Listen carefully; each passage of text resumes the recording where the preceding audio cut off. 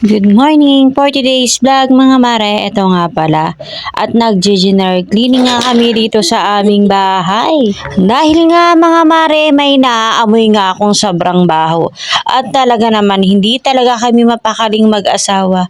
Kaya sabi ko mga mare, tignan nga sa mga ilalim at baka nga nandun nga ang tae nga ng aming mga pusa. Kaya tuloy mga mare, yung aking anak ay talaga naman todo brush na nga dun sa ilalim ng lababo dahil dun nga talaga malimit tumay ang mga pusa at sobrang baho naman nga talaga. Mahirap lang talaga mga mare pag marami kang alagang pusa ay talaga naman maghahanap ka nga talaga kung saan nga nila nilalagay ang kanilang mga tae. Nakakalimutan ko kasi mga mare magpakuha nga ng buhangin yung ilalagay kong sa planggana para nga ilagay na nga lang dun sa ilalim ng lababo.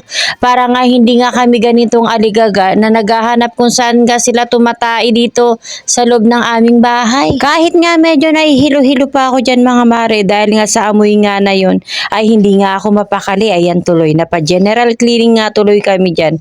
At tinanggal ko na nga yung cover nga ng lamesa namin dahil matagal na nga rin at sira na. At itatapon ko na nga at pag meron nga akong nabili ay tsaka ko na palang papalitan. At pati dyan mga sapatos na hindi naman sinusuot mga mare at hindi na rin naman nagagamit ay pinatapon ko na nga rin para hindi na nga siksikan ang lagayan ng mga sapatusan. Pag ako nga mga mare ay medyo okay na ay talaga naman mag-general cleaning nga ako ng todo dyan. At yung mga damit nga na hindi na nasusuot ng aking mga anak ay talaga naman ipang-dispatch ako na nga at pipiliin ko nga lahat para yung aming mga Durabox din mga mare hindi na nga magputukan sa dami nga ng mga nakalagay. Nakakairita nga mga mare yung marami ka nga nakikita na makalat nga dito sa bahay at pero hindi ka naman makagawa dahil nga may nararamdaman ka pa. Pero kahit may nararamdaman pa nga ayan, pinilit ko na nga na kumilos nga mga mare at isang katerba pa nga ang labahan nga dyan ng aking asawa at pinalabas ko na nga rin. Dahil kinabukasan naman mga mare ay maglalaba na nga rin ang aking asawa kaya pinalagay ko na nga doon kung saan nga siya naglalaba dahil isang katerba na naman talaga ang labahan ng aking asawa. Yan na nga mga mare, nagwawalis-walis na nga ako dyan.